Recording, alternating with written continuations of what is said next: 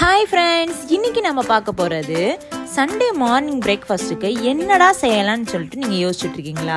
அப்போ உங்களுக்காகவே ஒரு சூப்பரான ரெசிபி வந்தாச்சு. Sweet corn parotta. இந்த ஸ்வீட் கார்னில் ஏகப்பட்ட ஹெல்த் பெனிஃபிட்ஸ் இருக்குங்க. ஸோ இது எப்படி ஈஸியாக செய்யலாங்கிறத பார்த்துடலாமா? முதல்ல மசாலா செய்கிறதுக்கு ஃப்ரெஷ்ஷான ஸ்வீட் கார்ன் எடுத்துக்கோங்க.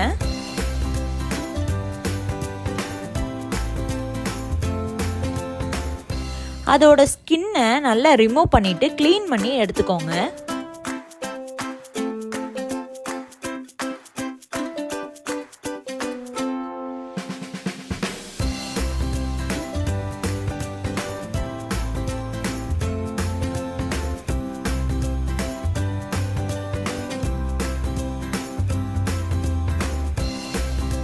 அடுத்ததா ஸ்வீட் கார்ன்ல ஒவ்வொரு லேயரா கட் பண்ணி எடுத்துக்கோங்க. இதை ரிமூவ் பண்ணுறது ரொம்பவே ஈஸிங்க. ஃபர்ஸ்ட் லேயரை மட்டும் நீங்கள் எடுத்துட்டாலே போதும். நெக்ஸ்ட்டு நீங்கள் ப்ரெஸ் பண்ணாலே ஒவ்வொரு லேயராக ஆட்டோமேட்டிக்காக வர ஆரம்பிச்சிடும்.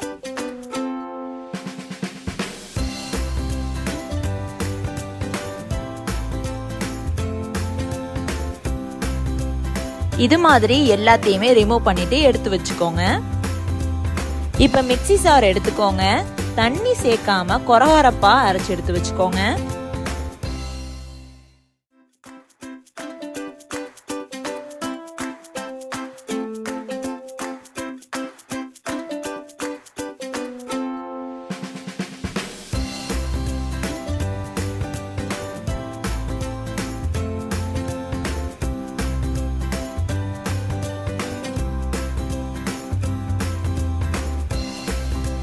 இப்போ மிக்ஸி ஜாரில் அடிச்சாச்சு. தண்ணி சேர்க்கக்கூடாது. இப்போ ஒரு பவுலில் எடுத்து வச்சுக்கோங்க.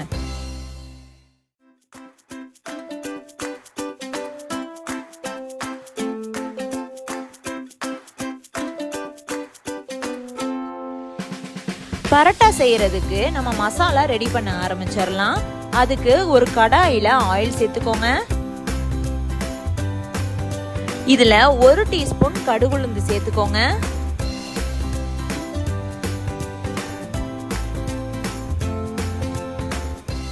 ஒரு டீஸ்பூன் ஜீரகம் சேர்த்துக்கோங்க. இதே ஸ்டேஜ்ல 1 டீஸ்பூன் பெருஞ்சீரகம் சேர்த்துக்கோங்க. இப்போ பொடி பொடியா கட் பண்ணி எடுத்து வச்சிருந்த ஒரு பச்சை மிளகாவை சேர்த்துக்கோங்க. ஒரு பிஞ்சு இஞ்சிய நல்லா கட் பண்ணி எடுத்துக்கோங்க.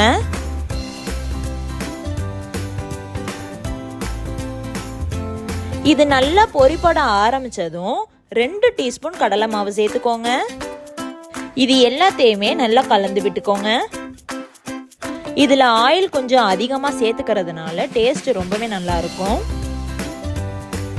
இது கூட பெருங்காய பொடி 1/2 டீஸ்பூன் சேர்த்துக்கோங்க.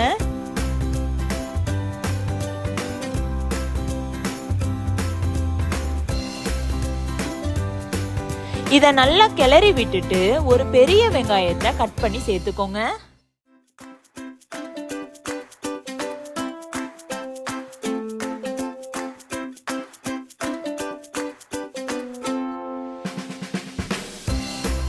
வெங்காயத்தையும் நல்லா கிளறி விட்டுக்கோங்க.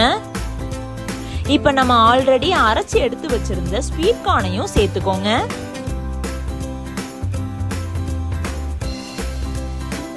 முடிஞ்ச அளவு லோ ஃப்ளேம்ல வச்சுட்டு பச்சை வாசனை போகிற வரை நல்லா கிளறி விட்டுக்கோங்க. இதுல உங்களுக்கு தேவையான அளவு உப்பு சேர்த்துக்கோங்க. 1/2 டீஸ்பூன் மல்லிப்பொடி சேர்த்துக்கோங்க.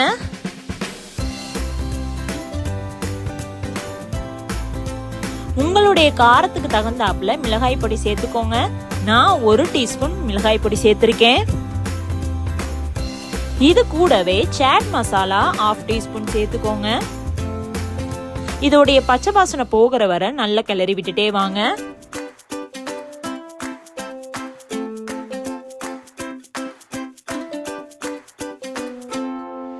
ஃபைனலா டேஸ்ட் பார்த்துட்டு மல்லி இலை சேர்த்துட்டு மசாலா இறக்கிடுங்க. இப்ப பரோட்டா செய்யறதுக்கு மாவு ரெடி பண்ண ஆரம்பிச்சிடலாம். பரோட்டா செய்யறதுக்கு முழுக்க நீங்க மைதா மாவுலயே நீங்க செய்யலாம். இதுல நான் 1.5 கப் கோதுமை மாவு சேர்த்திருக்கேன்.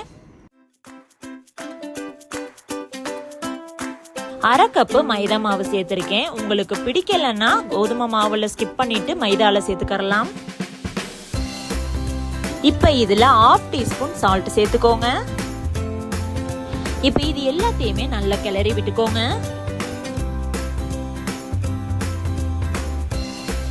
தேவையான அளவு தண்ணி சேர்த்துட்டு சப்பாத்தி மாவு பதத்துக்கு ரெடி பண்ணி எடுத்து வச்சுக்கோங்க. அதாவது இதோடைய கன்சிஸ்டன்சி எப்படி இருக்கணும்னா சாஃப்டா இருக்கணும்.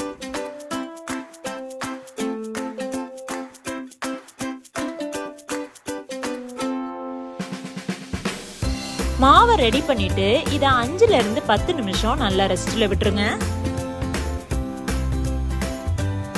இத ஓரளவு பெரிய உருண்டைகளா நீங்க ரெடி பண்ணி எடுத்து வச்சுக்கோங்க.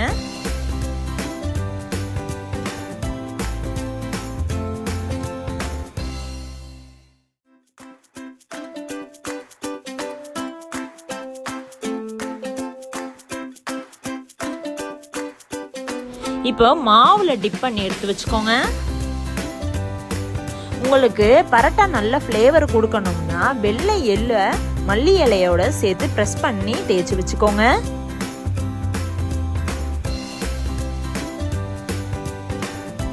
இப்போ நல்லா தேய்ச்சி எடுத்து வச்சாச்சு. இது கூட நம்ம ரெடி பண்ணி வச்சிருந்த மசாலாவை ட்ரையாங்கிள் ஷேப்ல எடுத்து வச்சுக்கோங்க.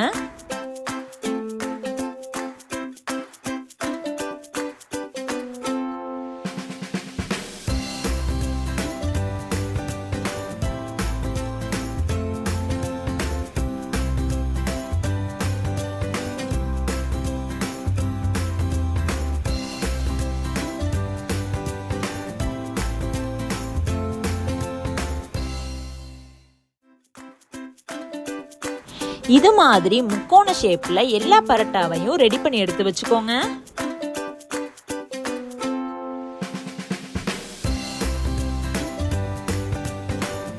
இப்ப தோசை தவால நெய் இல்லைன்னா பட்டர் சேர்த்துக்கோங்க. நம்ம ரெடி பண்ணி வச்சிருந்த பரோட்டாவை ஒவ்வொன்னா சேர்த்துக்க வேண்டியதுதான்.